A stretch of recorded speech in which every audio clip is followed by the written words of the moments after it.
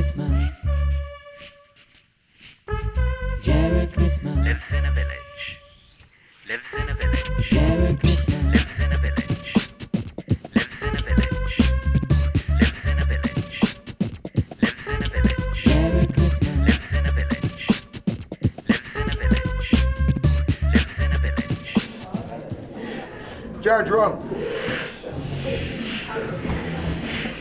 Ladies and gentlemen, please welcome the stage of comedian Jared Christmas! Live from a village. Thank you! Thank you! Thank you so much! Oh my God!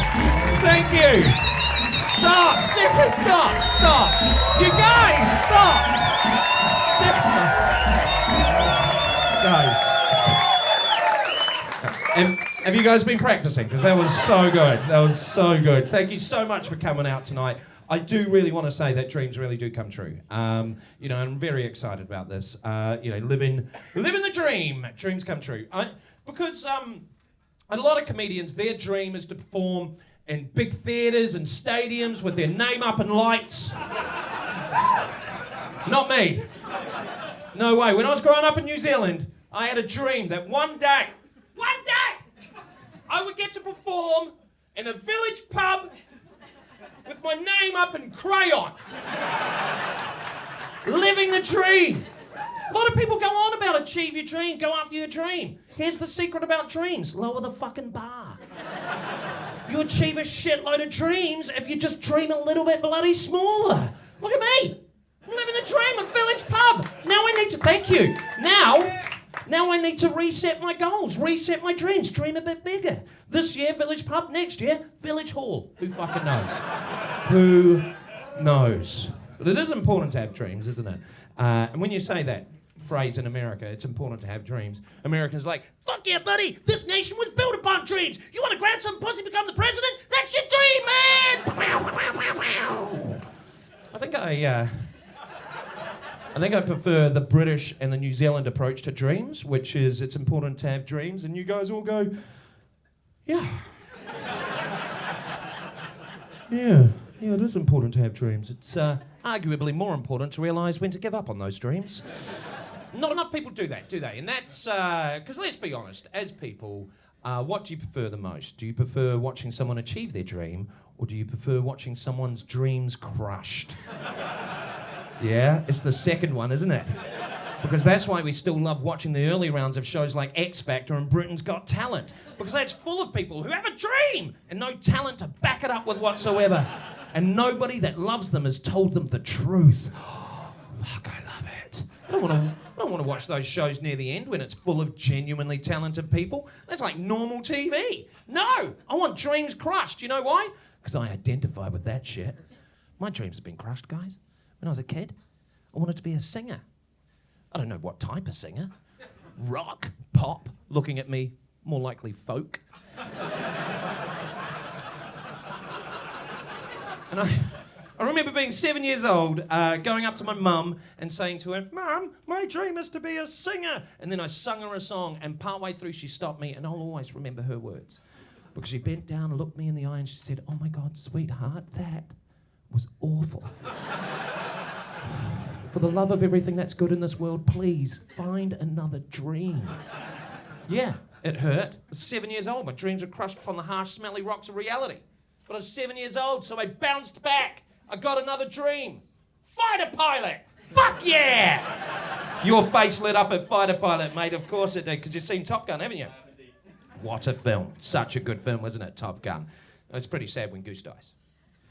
Well, spoiler alert. Sorry to ruin that 30-year-old film for anyone who hasn't seen it, but Goose dies. It's pretty tragic, isn't it? Because we all know what happens when they get in a flat spin, and as we all know, ladies, you can't pull out of that. So they have to eject, canopy comes off wrong, Goose goes straight into it, snaps his neck, dies. But that's not the saddest part of the film, is it, mate? What's the saddest part of the film? The beach volleyball scene, mate. Beach, you took that question seriously, but whatever you answer, it's the beach volleyball scene. Beach volleyball scene is saddest. Because the beach volleyball scene, Goose is the only man on the beach wearing a t-shirt. And I fucking know that feeling. Going down to the beach with your mates and they're all like, woo, I've been working out, check it out, ripping their tops off. Woo, the ladies love it. And I'm standing there in my t-shirt going, it's more about personality with me. My doctor told me I was clinically obese the other day. I didn't have an appointment. She just shouted it out down the street. Be amazing to be a fighter pilot, wouldn't it? Be amazing, right? Flying, missile lock, G-forces, explosions, death, mathematics. Were just some of the things in the way of me achieving that dream. Mainly the maths, actually. Pretty shit at maths. Anyone in here good at maths? Put your hand up if you're good at maths. Don't be shy. If you're good at maths, put your hand up. Go on, there must be someone in this area good at maths. Put your hand up. Go on, it's not a trick. I'm not going to be like, as soon as you put your hand up, I'm like, do my taxes. Is anybody good at maths? Come on, don't be shy. Is anybody all right at maths? Just pop your hand up. Anybody okay at maths? Why are people ashamed of being good at maths? If you're good at maths, just pop your hand up. Just pop your hand up if you're good at maths. Yes, look. Thank you. So good at maths, he didn't put his hand all the way up, just a fraction.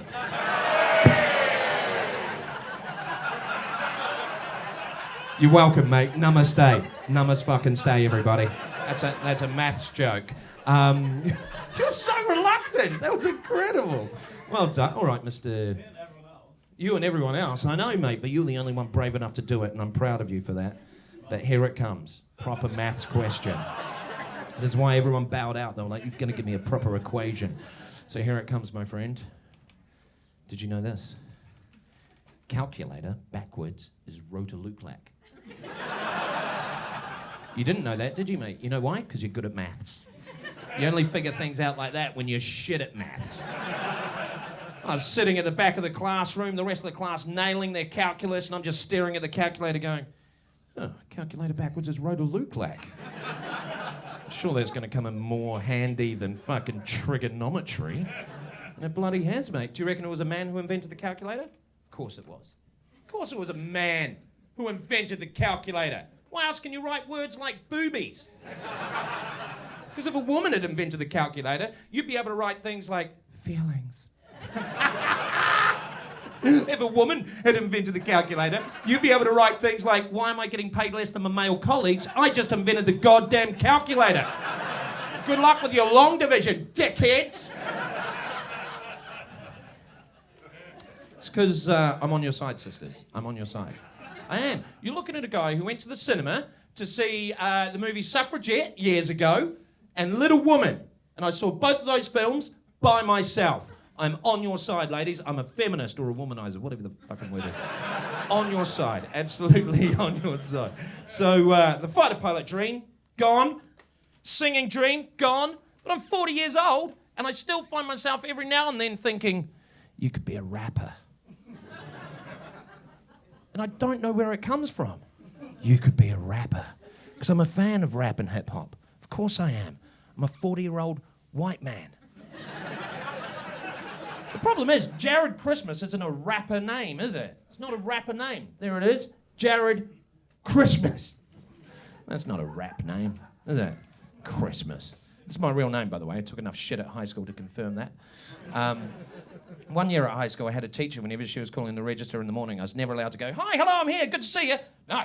Every morning it was Anders, present, Brown, present, Christmas, present.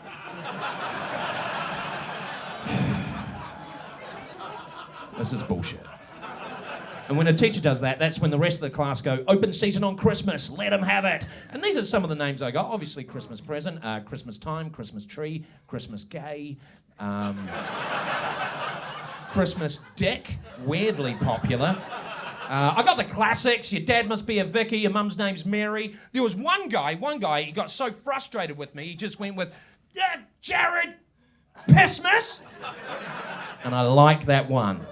Drop the CHR, chuck in a P, why not, mate, get involved.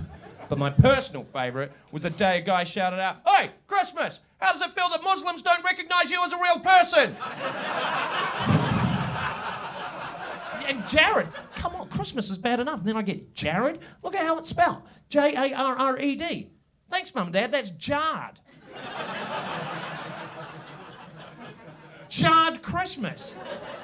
Bullshit. And when I first started reading novels, it changes the meaning of sentences. right? Reading a novel and it's like, his house was surrounded by zombies. He had nowhere to go. The only thing left to eat was Jared baby food.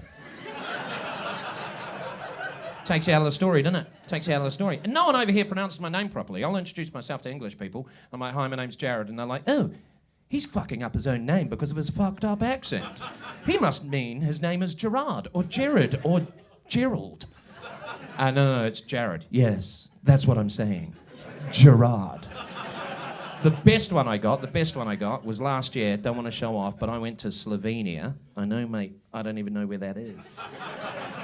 And I was checking into the hotel, and the Slovenian lady working on reception was awesome because she called me Jareed. Hello, rap name. Jareed. That is a name upgrade. That's a rapper's name, isn't it? Yo, yo, yo. Jareed in the house. Come on, everybody, I got what you need. I'm the one and only motherfucking Jareed. Come on over here, get some of my seed. You'll be giving birth to motherfucking Jareed.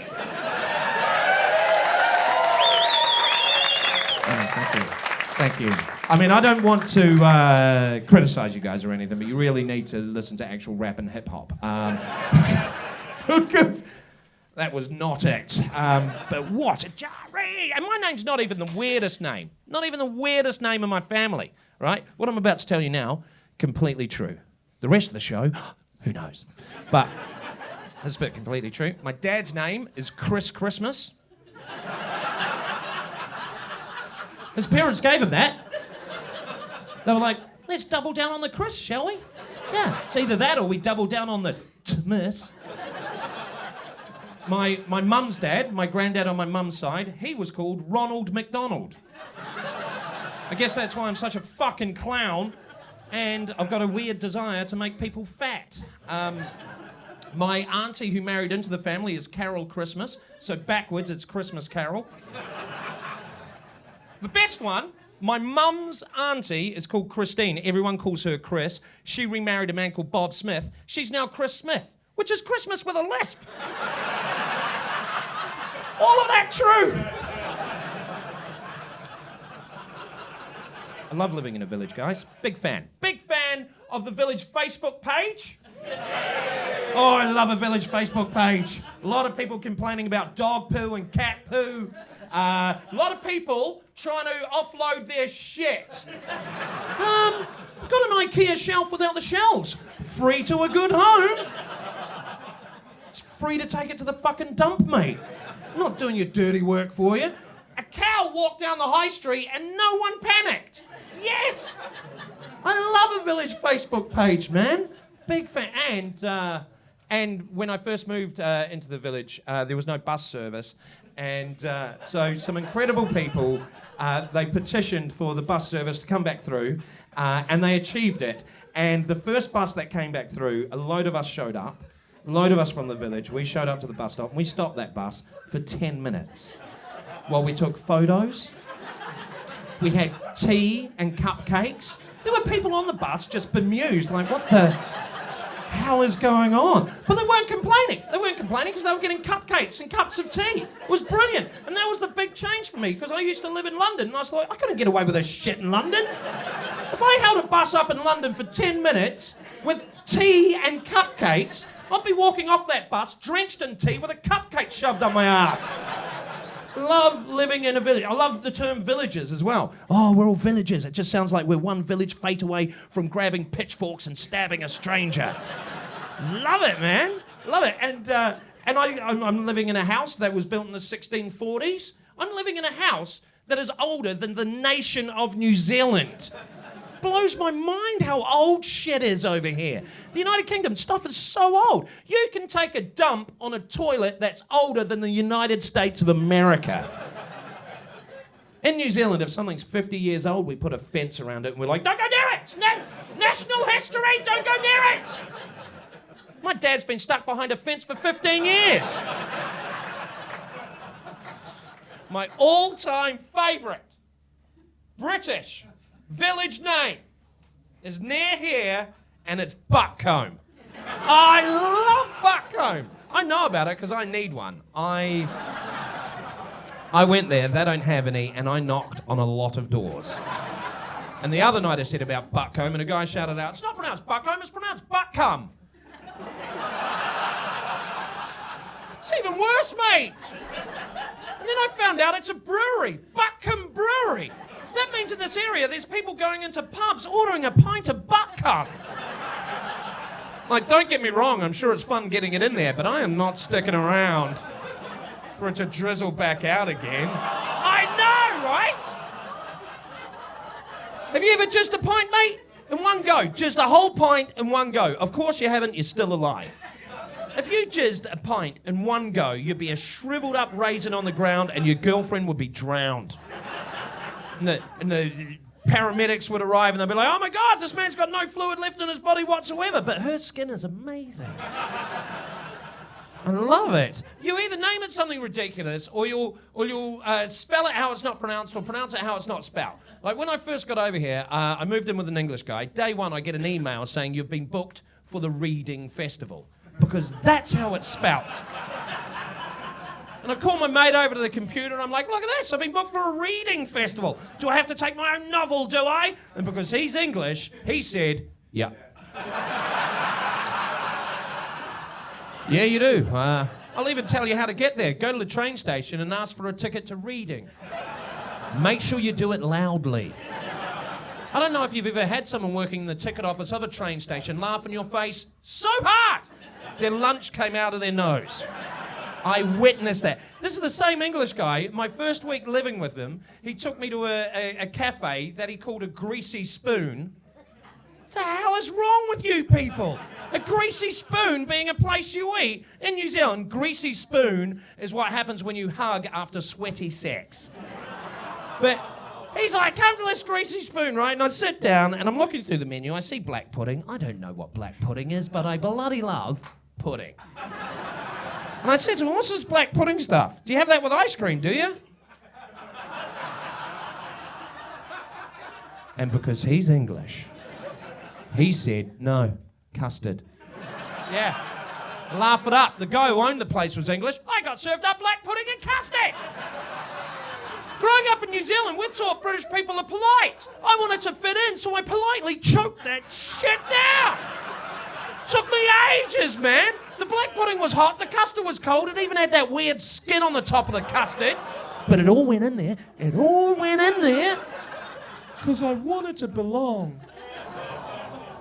Fair play those two English guys. They sat there and watched me eat the entire thing. They didn't say a word.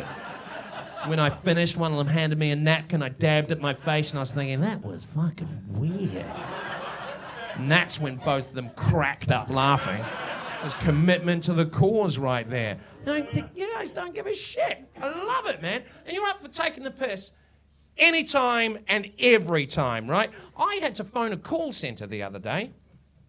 And a British lady answered the phone, and she was up for a laugh. She took the fucking piss. It was a very important call to the call centre. I had to phone up the Nestle helpline. And, no, it's a serious thing, right? I wanted to know the answer. Is the KitKat a chocolate bar or a biscuit? All right. Some people shouting out there, calm down. I know, let's put it to a vote. I know this country's a big fan of a referendum, so ooh, if we were in Scotland, we'd do it twice. Hey, I can say that. I've got Scottish ancestry, guys. I did a program like Who Do You Think You Are, but it was the Scottish version, which is called Who the Fuck Are You? So, you know, pretty educational. So let's put it to a vote. Give me a cheer if you think the KitKat is a biscuit. Yeah. Okay, strong voter turnout. Give me a cheer if you think the KitKat is a chocolate bar. Yeah. Ooh, well that definitely sounds like a 52% majority to me. So I needed to get this answer straight away, right? So I phoned up the Nestle helpline. I get this British lady on the phone and I said to her, is the KitKat a chocolate bar or a biscuit? And she said, well, sir, the KitKat is technically classed as a biscuit. And a chocolate bar. What? hang on a second. I was like, wait, it can't be both. What's Nestle's official stance on the KitKat? And she said Nestle doesn't have an official stance on the KitKat. And I'll be honest with you guys, that pissed me off a little bit. I phoned up to have a bit of a laugh, but upon hearing this non-answer, I got angry. And I said to her, I have taken time out of my very busy day to get the answer to this important question. If you don't know it, put someone on the phone who knows. Put your manager on the phone. What is a KitKat? And you know what she said to me? She said, sir, you need to calm down and have a break. Absolutely slammed me, man. I grew up in towns in New Zealand, in towns. But then you come over here and realise a New Zealand town is the equivalent size of a British village, man. And I moved around a lot in New Zealand, because my dad was in the New Zealand Army. It was just him.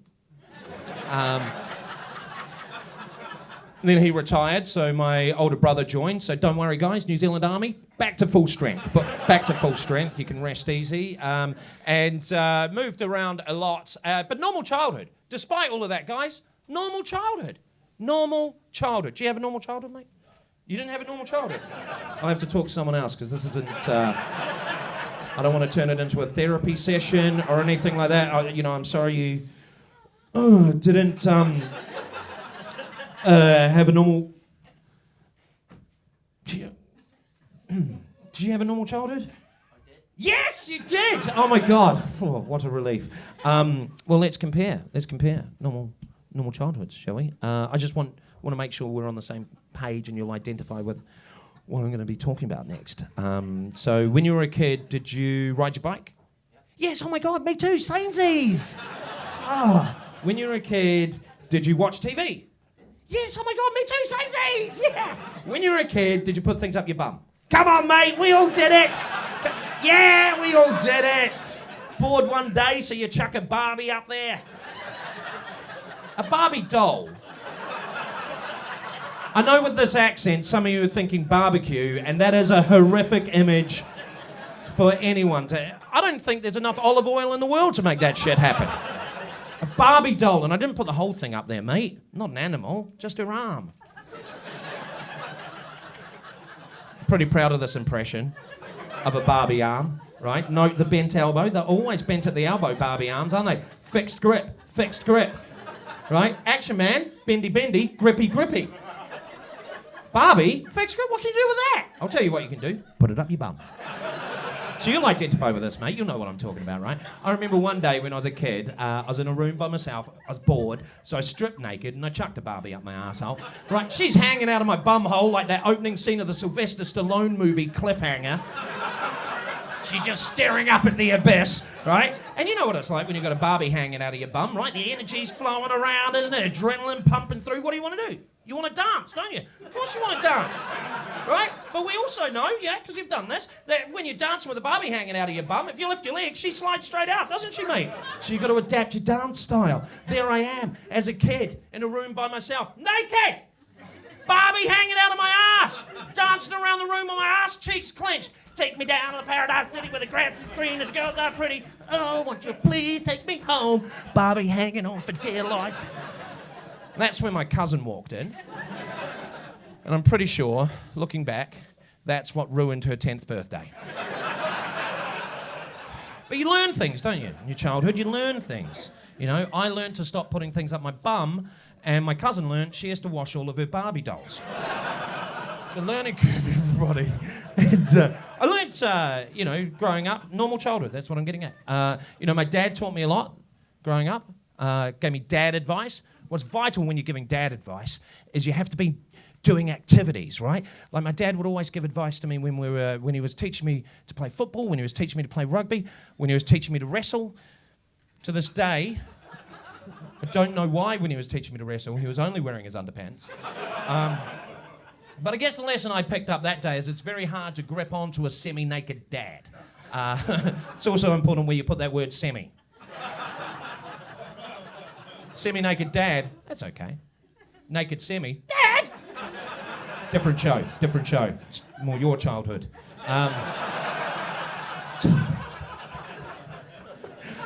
But my dad did give me advice, and I'm going to share that advice with you. One day he said to me, son, there's 3 important things you need to know in life. First of all, a steamroller. doesn't actually roll steam.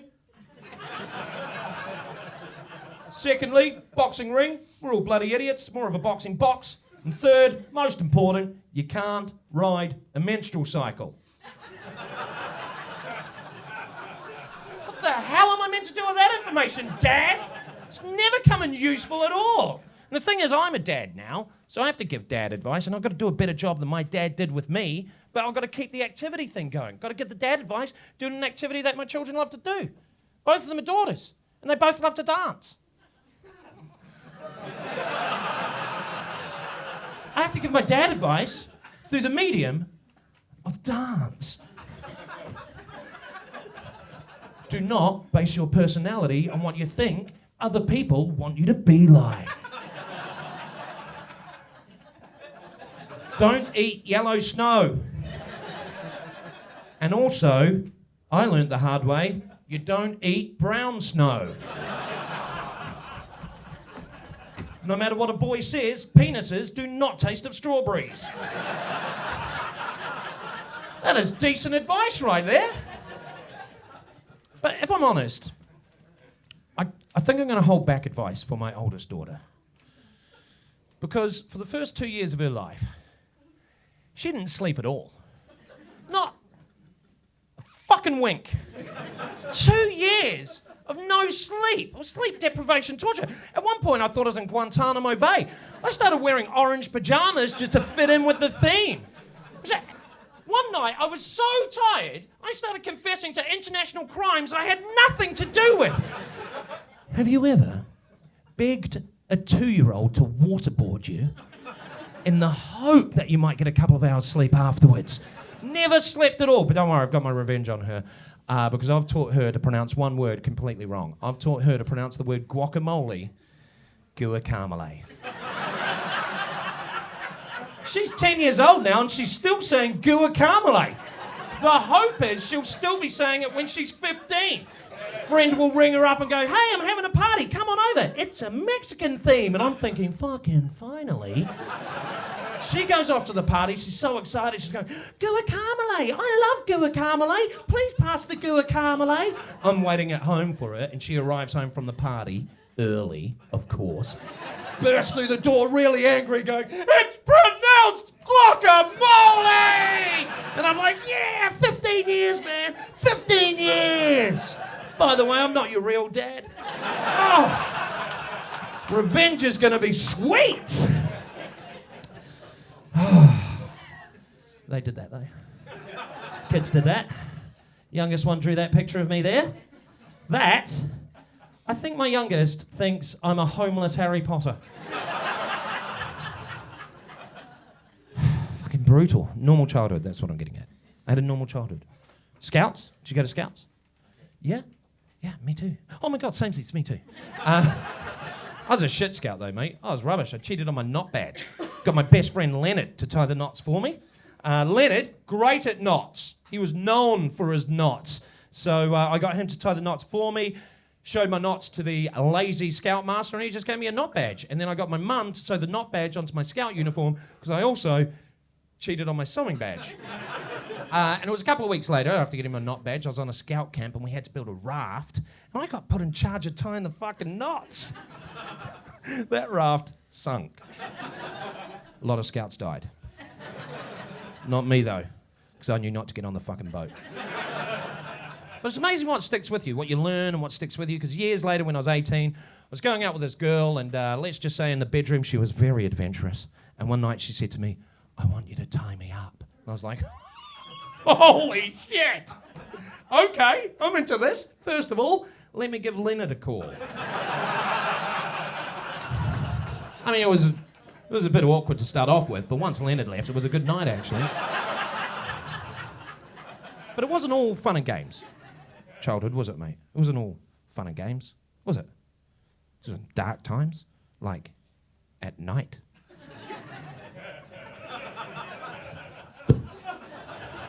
I'm not going to apologise for that joke because I'm a dad now and legally I'm allowed to do shit like that. Because all dads know, jokes like that, it's not about getting a laugh, it's about getting a little bit of annoyance in the room, isn't it? think I've fucking achieved that. But I remember being 12 years old, and it was November the 24th, 1991. Famous musician died, Freddie Mercury. He died, and I was, Queen fan, still am, and so I was gutted to hear that news, gutted. But I was 12 years old, and I didn't understand everything about Freddie Mercury's death. I had a question. And I was in the car with my dad, it was just the two of us. We were listening to Queen's Greatest Hits 2, what an album. And I asked my dad the question. I said, Dad, what's AIDS? I've never experienced such an awkward silence whilst Radio Gaga was blasting out.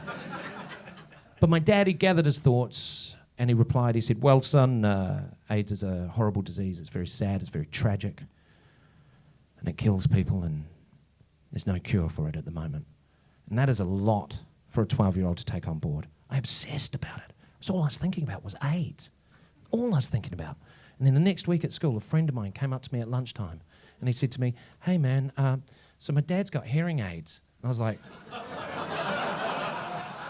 oh my God. Is he going to be okay?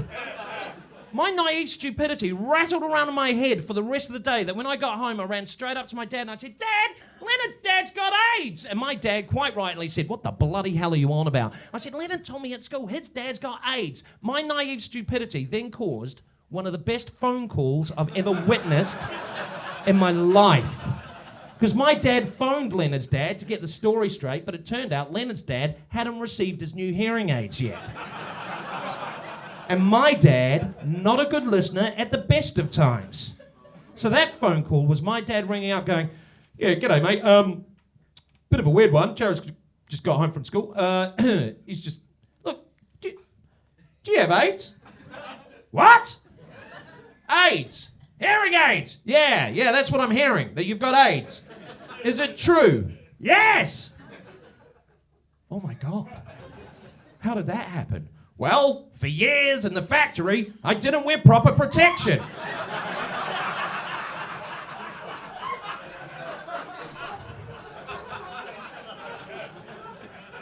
My dad gave me a nickname that day. Still calls me the nickname to this day, and that nickname is fucking idiot. I don't know if you like your stories going full circle or being bookended or anything like that, but I now have a hearing aid. Yeah! Come on! Me and Freddie Mercury, samesies.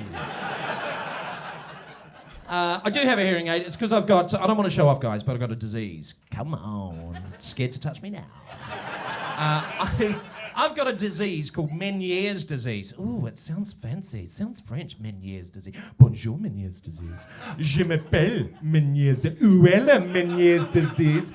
Parlez-vous crème anglaise? It doesn't help me speak the fucking language, but what Meniere's disease is, it affects the inner ear. It means that I've lost hearing. It also means occasionally I'll suffer from severe bouts of nausea, dizziness, and vomiting. And if that wasn't rock and roll enough, I can now no longer go on roller coasters. And I found this out last year the hard way when I took my family to Peppa Pig World. I don't know if you all know what Peppa Pig World is, but it's an amusement park full of rides just for children.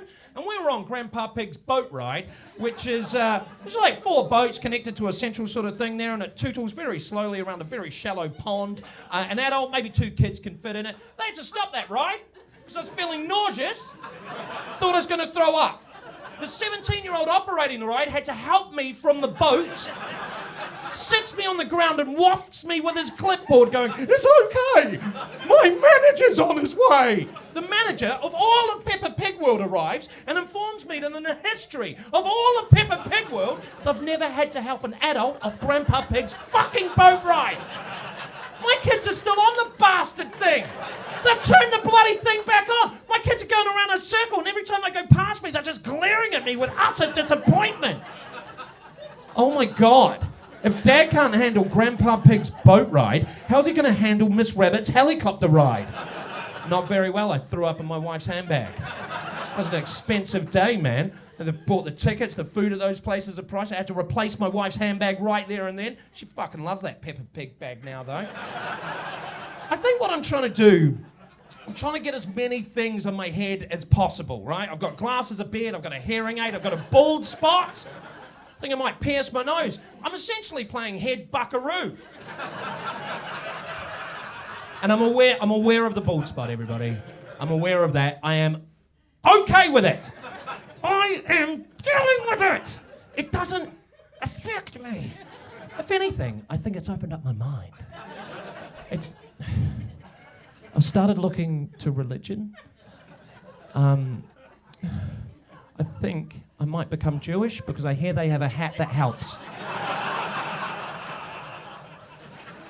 When I was a teenager, I had this friend Craig who went full-on evangelical Christian, like from out of nowhere, I don't know if it was out of nowhere, because I first met him in the school Dungeons and Dragons club, and he always played paladins, which are religious knights, so I guess there were warning signs. He was full-on evangelical Christian, right? We know American evangelical Christians, right? We know the preachers, the American evangelical preachers, they're all like, "The Lord has spoken to me, and he has said that you, my followers, you must raise your hand to the heaven, get your hands close to your Lord, and then take that very blessed hand and put it deep down inside your pocket and pull out all of your money and give it unto me, for the Lord has said I must have a private plane."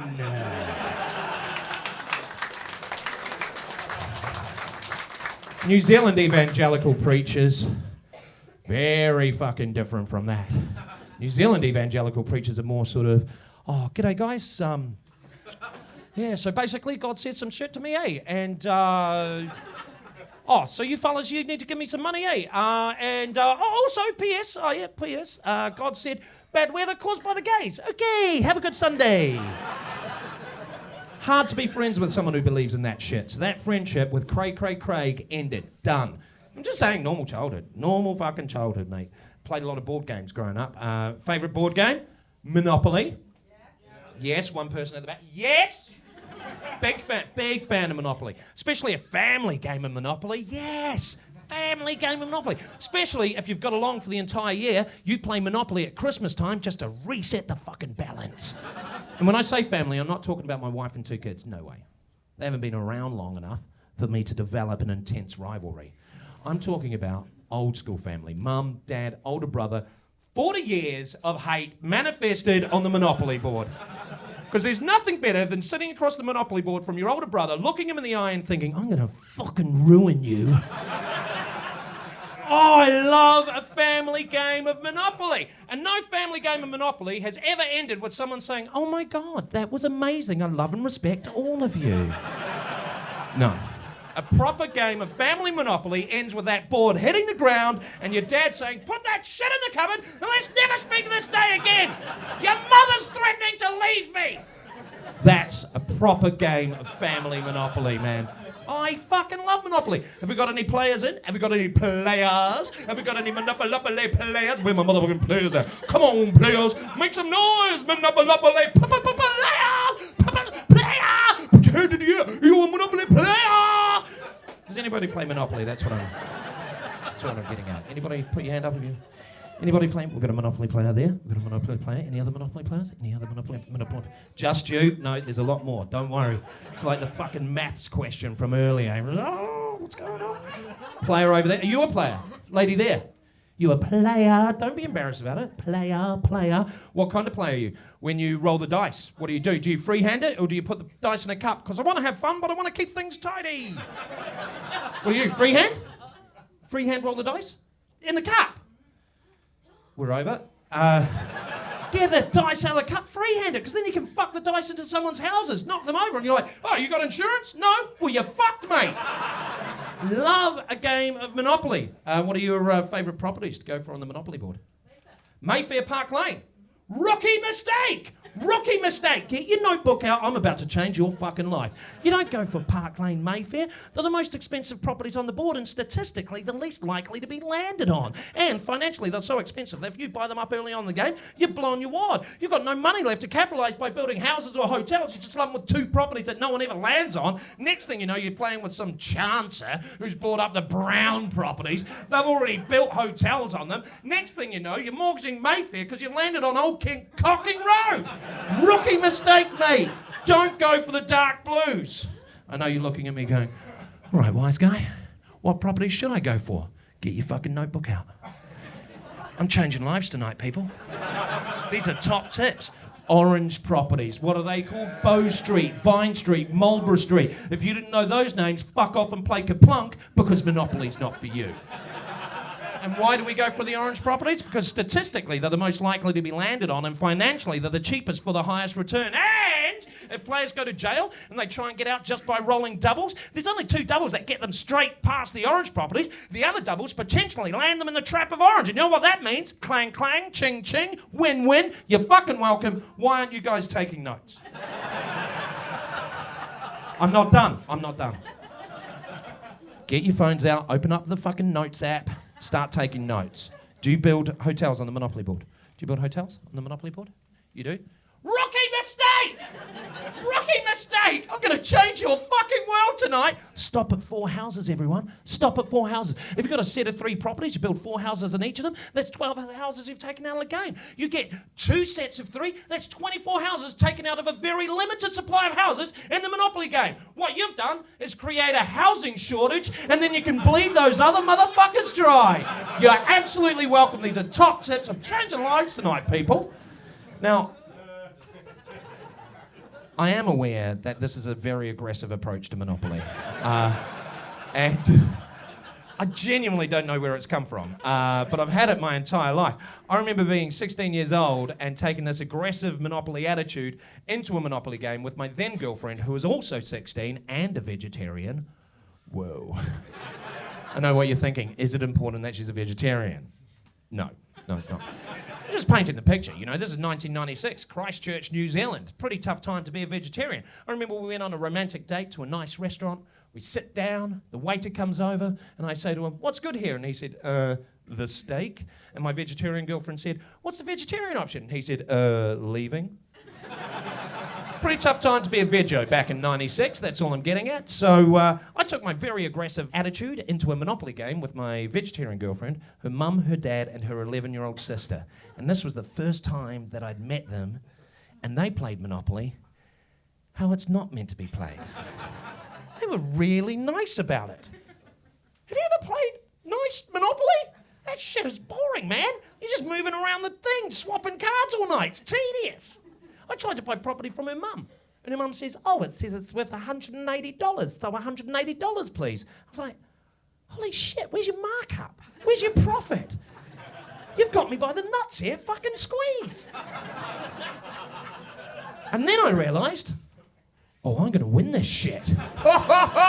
Someone's put the honey badger amongst the guinea pigs. Couple of turns later, it was her 11-year-old sister's chance to try and buy property from me. And I played Monopoly how it's meant to be played. She said, "Can I buy that property?" And I said, "You sure can." Says it's worth $180, so $500 and the electric company. And she said, "Oh, but I saw you buy it from my mum for $180, so I'll just give you $180 because that's how we play it." And I said,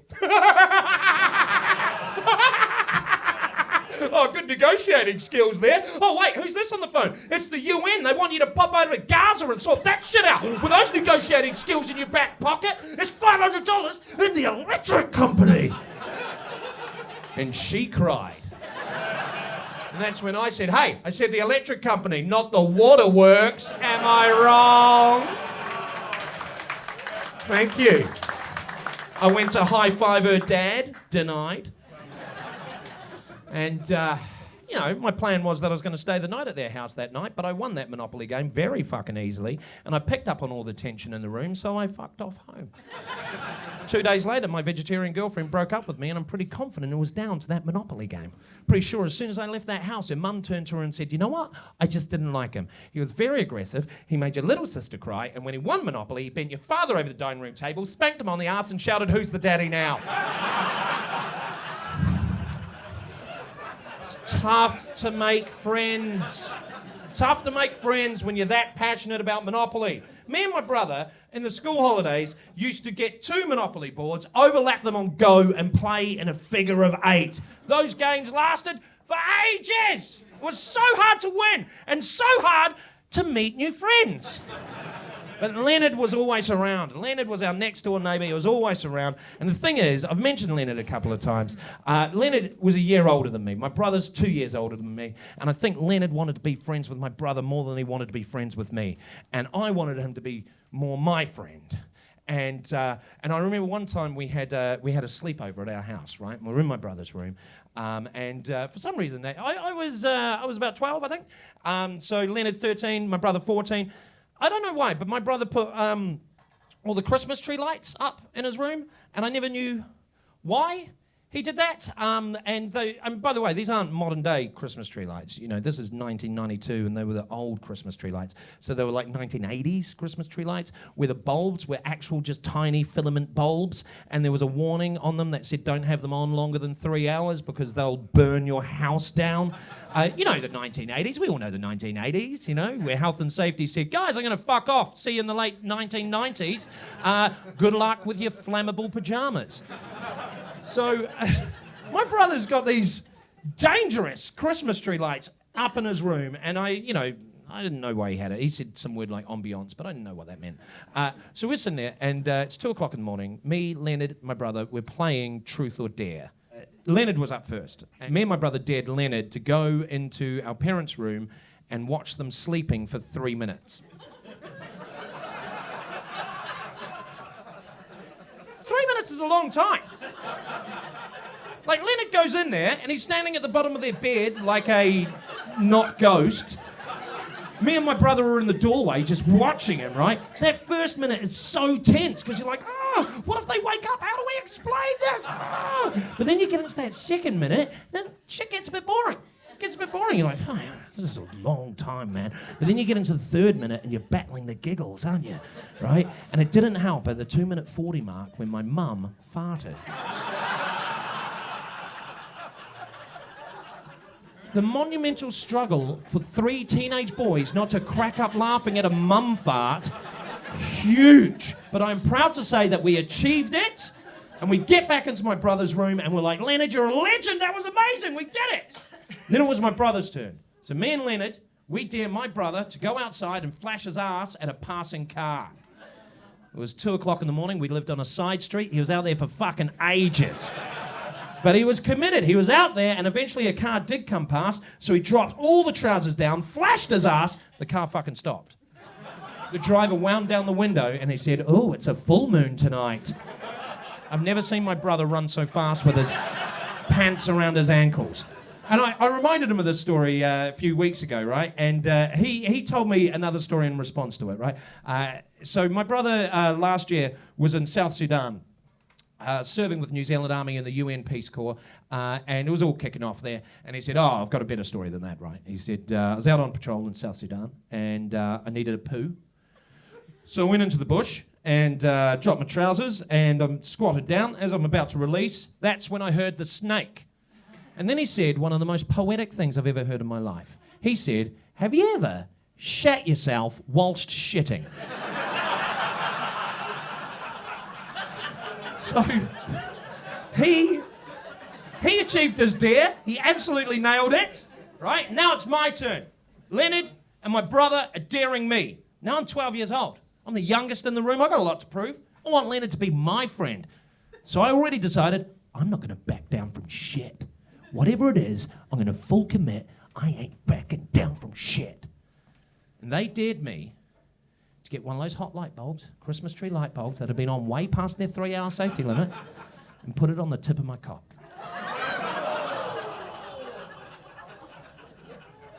I ain't backing down from shit. So I get my little willy out, and I've got one of the hot light bulbs. I mean, it's hot to hold. And I put it on my helmet, and the pain did not kick in straight away. First of all, there was smoke and a sort of sound. And then my brother said, it smells of bacon. And I wanted to say more like a sausage, but I couldn't formulate those words because that's when the pain kicked in. I opened my mouth to scream, my brother slams his hand over my mouth, and he's like, don't make a sound! If you wake Mum and Dad, Leonard will never be allowed over again! And all I'm thinking is, fuck Leonard! My dick's on fire! So I pulled the light bulb off and it took a piece of me with it. And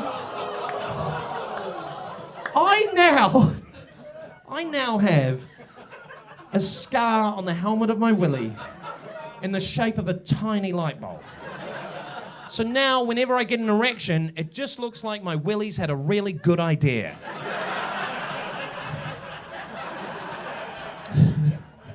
Did my DNA test. Turns out that I'm 100% white European. Gutted. But the breakdown of it, it turns out that I am 69% British. I know. And guess which part of that statistic is my favourite? Yeah, the 69. 69% British. These guys in here, when they hear 69, they think, yeah, I love the idea of a 69. And every guy does love the idea of a 69 until they're involved in one and realise they've got some fucking work to do too. I'm also 3% German. Yeah. Which I think explains why I bloody love a bratwurst. I love a bratwurst! Big fan. Big fan of a bratwurst. You know what? If someone said to me, would you like a German sausage? I'd be like, fucking get it in my mouth, mate. Get it in my mouth. I love a bratwurst makes me happy. I love a seasoned sausage. And I don't want to show off, but I've been to Berlin. Thank you. Go on, touch me. I'm real. Ooh, where's his hand been? To Berlin. The first time I went to Berlin, I was flown over to perform on a variety show in a theatre in front of about 400 Germans. And I was the only one who was going to be doing stand-up, and I was the only one who was going to be performing in English. So it did not go well. At all. This was way back in like 2003. I'd only really kind of just started stand-up, and I was struggling to get a result in front of people who spoke English as a first language. I don't know why I thought, yeah, let's try someone who struggles to understand English. That should go down well. Died on my ass. Germany had not seen such a brutal bombing since World War II. It was rough. So I'll tell you why I haven't, right? I died on my ass for two reasons. The first reason was I was too young. I was inexperienced. I didn't know what the hell I was doing. And the second reason was I had to go on stage after a German drag queen called Fraulein Erotica. Now, I've got to tell you about Fraulein Erotica because she was incredible, right? I'll set the scene, right? So it was at a big theatre, 400 Germans. On the stage, there was a bar with a barman, and sitting at the bar was the host of the show, who was a famous German TV presenter, not a comedian, a TV presenter, and as it turns out, alcoholic. Because the barman was constantly serving him cocktails, and when as a comedian, when you're performing to complete silence, it's horrible. There's only one thing worse than that, and that's performing to complete silence while someone on stage next to you mixes a fucking mojito. And so there's the bar on stage, there's the host, and there was a live band as well. And the first time I saw Fraulein Erotica was backstage.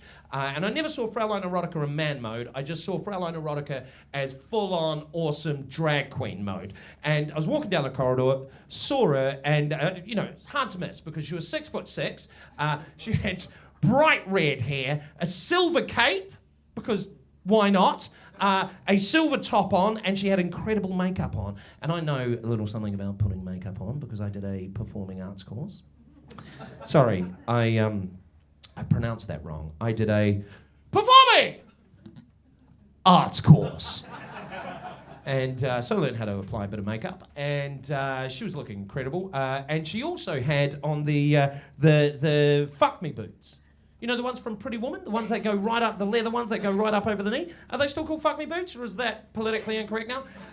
FMBs, fuck me boots. But she had put LED lights all over hers, so they weren't really fuck me boots, they were more sort of fuck me boots.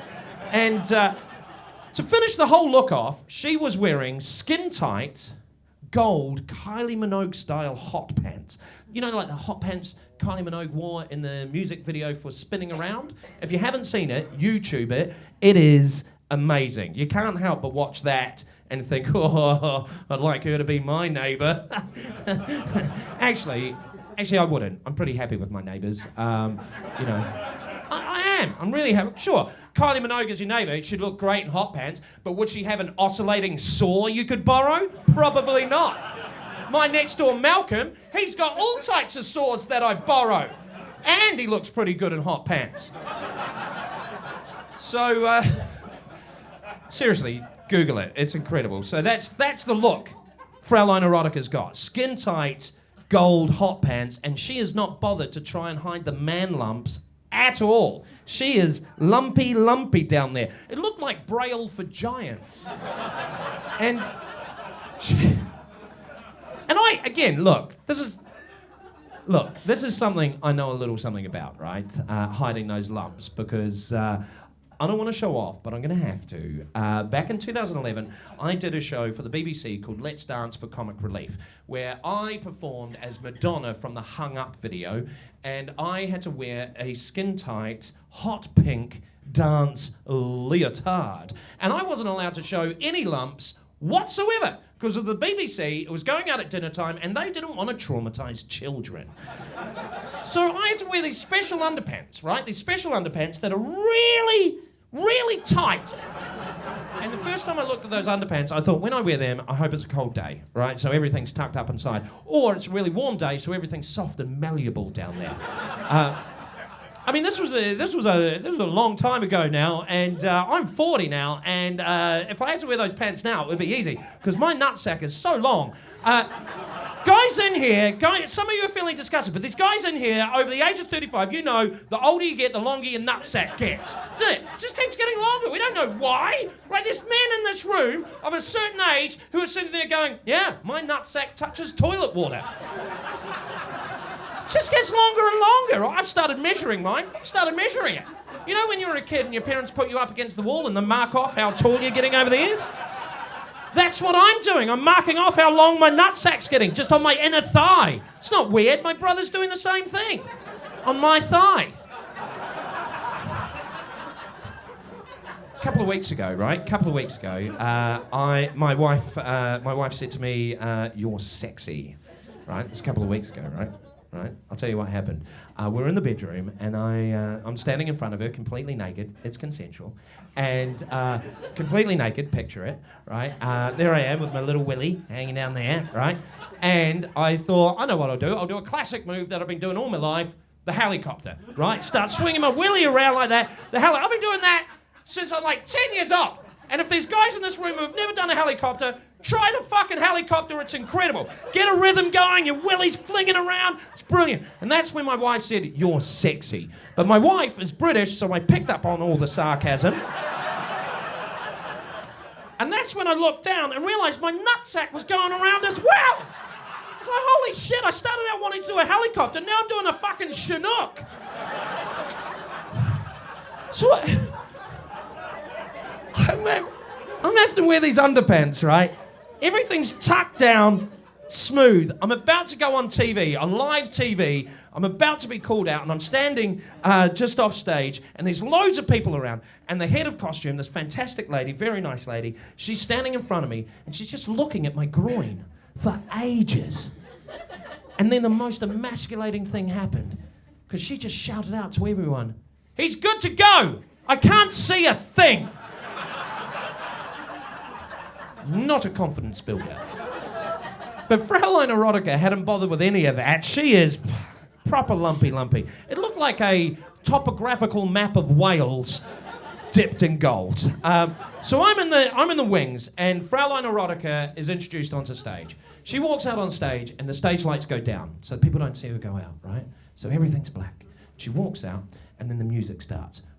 Da-da, da-da, da-da, da-da. Then Fraulein Erotica turns on her boots. Those LED lights start flashing to the beat. Da-da, da-da, da-da, da-da. The lights slowly come up to reveal the full awesomeness of Fraulein Erotica. And that German crowd did not know what they were going to see, right? They saw her and all gasped collectively like, "What the fuck?" But in German, so like, "Wird das Scheiße." And the lights fully come up, and that's when Fraulein Erotica starts to sing. She can't sing, But it's not stopping her. Sweet dreams are made of these. Whom am I to disagree? I travel the world and the seven seas. Everybody's looking for something. And then she goes into this incredible dance routine. At one point, she goes down into the splits. The sideways splits, you know, like Jean-Claude Van Damme does? You know the splits he's built his entire career on because he can't act for shit? She goes down into the splits, right? Boom. Some of them want to hurt you. Some of them want to be hurt by you. And then she pops up out of those splits. Doesn't use her hands or doesn't do what I would do, which is crawl onto my knees and then push myself up. No. She uses leg strength, core strength, just pops up like a fabulous piece of toast. Poof. Next thing, she's pirouetting like a ballerina. She's doing that move, the one like that, and then goes like that. The twirl, and then the leg goes like that, and they get more minute. She did like 8 of those in a row, like what I did, but better. 8 of them in a row. She looked like a ballerina that eats. Incredible. She then dances up to the band, right? She dances up to the bass player. Now, as I said, Fraulein Erotica is 6'6". This bass player, easily 5 foot fuck all. And he is looking petrified. Because she saunters up to them. Some of them want to abuse you. Some of them want to be abused. Hold your head up, moving on. Keep your head up, moving on. And I'm thinking, Fraulein, what are you doing? Your back's to the audience. You don't turn your back to the audience. But Fraulein Erotica knew what the fuck she was doing. Because she put her leg over the bass player's shoulder and then goes back into a back bend. Exactly like this. But she went all the way to the floor. So her face is upside down facing the audience. And she continued singing, Sweet dreams are made of these. Whom am I to disagree? And then she kicks her leg over into like a backflip thing, spins around, the music stops. And then she rips that silver top off. And underneath, glitter. Looked like an angel had jizzed all over her. Like she was getting ready before going out on stage, looking at her bare and, to be honest, very muscular chest. And she thought, oh, this would not do. Gabriel, come down and do your worst. And then Gabriel just flutters down.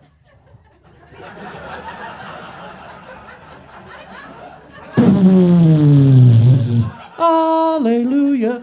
Glitter. She looked fucking incredible. The whole crowd is just like, wow! The music has stopped and Fraulein Erotica fucking breaks it out a cappella style. Sweet dreams are made of this. Whom am I to disagree? I travel the world and the 7 seas. Everybody's looking for something. And then she ripped those gold hot pants off. And underneath was that something that we've all travelled the 7 seas trying to find. And it turns out that something was novelty elephant underpants where the trunk was her actual penis. Covered in glitter. Like she'd been up to shenanigans with that fallen angel Gabriel. The crowd were going fucking nuts. Absolutely nuts. The band are going nuts. I'm standing in the wings with all the other performers. They're going nuts. The only person who's not going nuts is me, because I'm thinking, I have to follow this. And also, I couldn't stop looking at her willy. I mean, it was hard to ignore. It was covered in glitter. But it was also massive. Like, intimidatingly massive. I kept looking at it thinking, oh my God, that could choke me. Externally. She could wrap it around my neck like a python. Can you imagine getting strangled to death by a python-sized cock and the only way to save your life is to get her hard before you run out of breath?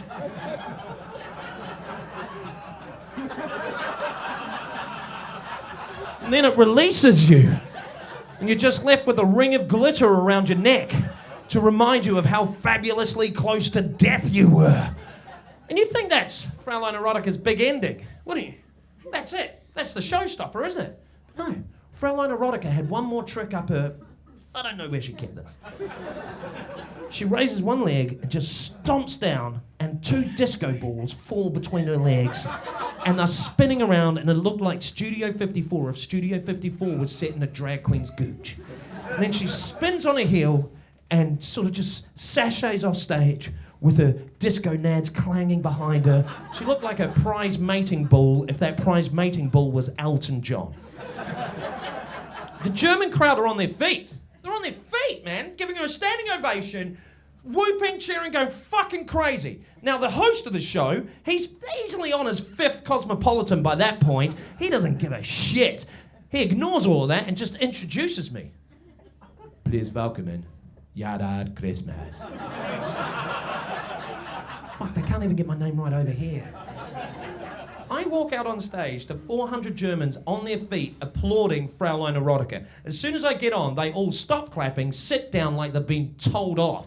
The atmosphere, it was like all the joy and fun had been sucked out of the room, and as it turned out, it had. I then did 7 minutes to complete silence, walk off stage to my wife clapping.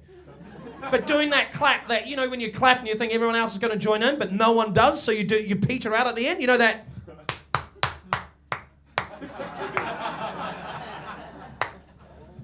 It's fucking horrible. I felt awful. And my wife, because she's a legend, she said, I know how to cheer you up. Let's go out for bratwurst. And I was like, bratwurst makes me happy.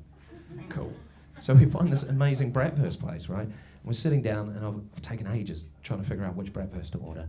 And I get it, and I'm coming up now. I'm coming back up, right? And I'm about to take a bite out of that bratwurst. And because my wife is British, and she loves taking the piss, I was about to take a bite from the bratwurst, and she said, do you want some glitter on that?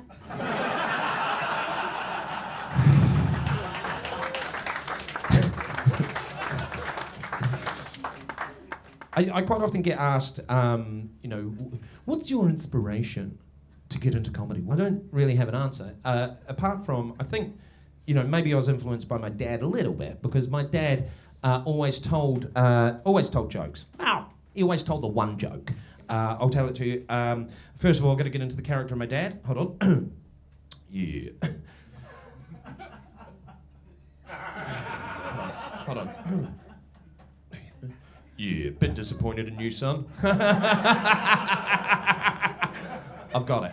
So, this is the joke, right? There's an old lady. She's walking down the street. She's got a walking frame, and she's looking in shop windows as she goes.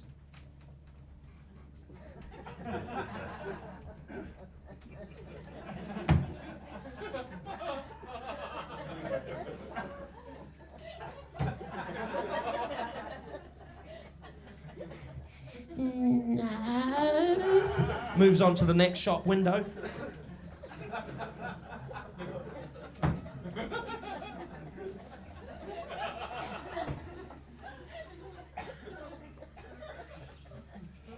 No.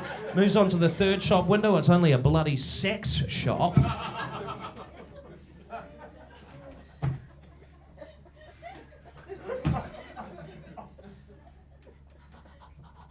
Yes. She goes inside, goes up to the guy working there and says, excuse me, do you sell vibrators? Yeah, of course we do. Battery operated? Yes, of course we do. 9-inch ones? Yes, of course we do. Oh, great. How do you turn this bastard off?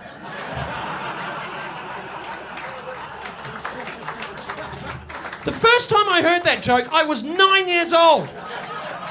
I didn't know what a vibrator was. Thought it was a transformer I'd never heard of. Probably an Autobot, by the sounds of it, Vibratotron. I had no idea, but I tell you what I didn't know. Every adult in that room cracked up laughing. So the next day at school,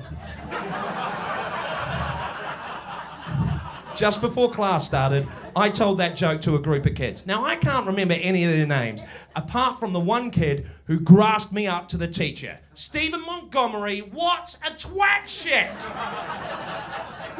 The class starts, we're all sitting there, the teacher's standing in front of us, and she says, I understand somebody has been telling rude and inappropriate jokes before class. And then she looks straight at me and she says, why don't you share with the group?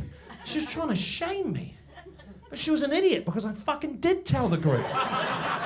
And you know what? They loved it! Of course they loved it, it's a great joke. I get sent straight to the head teacher's office. I have to sit with the head teacher for a whole hour because he's called my parents to come and collect me. That's how serious it is. I'm sitting there for a whole hour, he's giving me the both barrels. You're a disappointment to the school, this is disgusting behaviour, we don't want these sorts of topics spoken about here, you've let yourself down, you're in so much trouble. I've never been in trouble at school before, I was panicking. My parents arrive, my dad sits down next to me, I'm sweating about the trouble I'm in, my dad's glaring at me and eventually says, hey, stop stealing my jokes. Thank you so much for coming out, everybody. I really appreciate it. Thank you. Thank you, guys. Good night.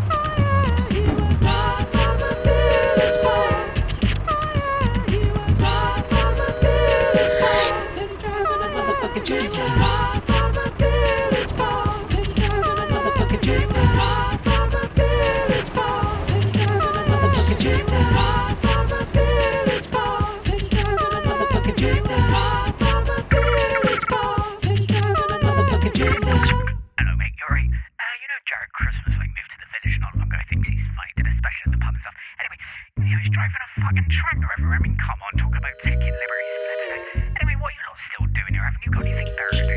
You know what Jared's still doing? Driving a motherfucking tractor.